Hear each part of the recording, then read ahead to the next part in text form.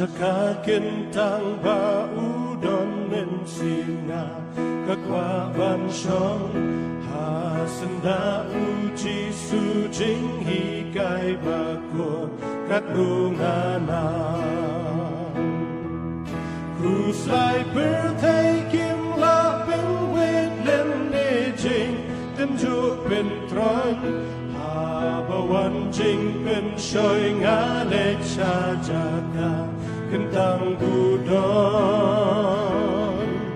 whose life birthday kim la ben wet len ne jing dem ju ben tron ha ba wan jing ben shoi nga le cha jaka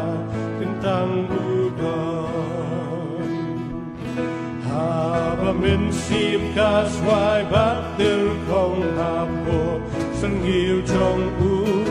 Don ka ching ka ngen ba ping at ba tumpo Điều ki ba su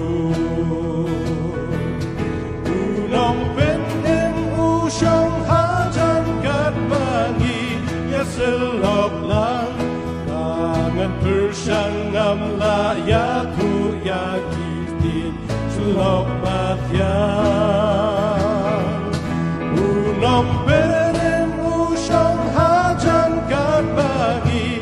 selok lang Tangan persang ngam la ya tu ya kitin selok patyan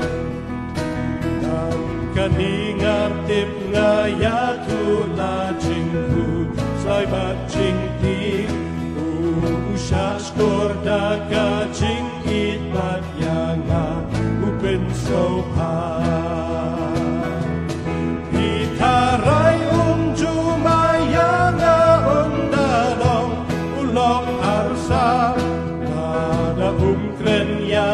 Siya pang ipapat Kijing nila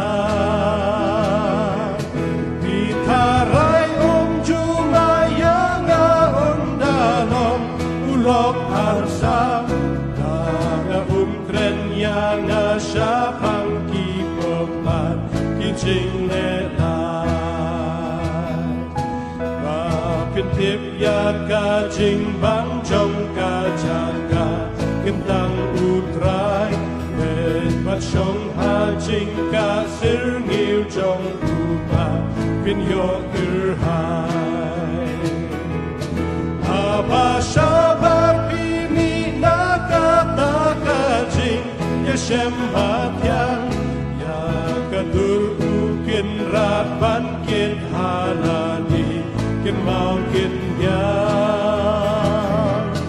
Apa shabar pimi nakata jing Ya shem batyang Ya kadur ukin rat ban kin haladi Kin mau kin